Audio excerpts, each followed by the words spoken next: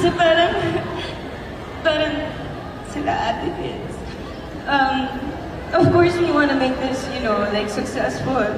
So, nung mga una pa lang, like,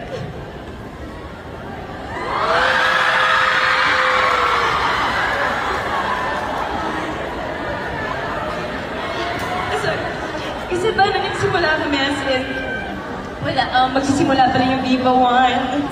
And then, mag-mall show kami. And then, talagang pinaghirapan namin. As in, parang,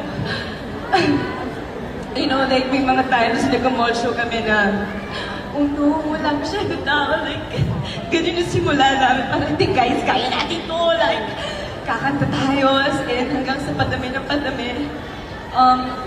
And then, nakikita na natin ngayon na lumalaki na siya. And, ewan ko, parang with everyone, nakapag-bond talaga. Nakapaggawa tayo ng memories sa isa't isa. So, hindi lang ako ready na matapos lang to. Kasi parang for me, hindi yung pinaghirapan namin, hindi pa pwede matapos. Hindi pa ako ready. So,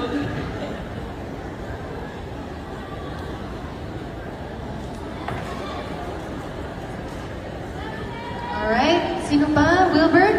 Si Direk kasi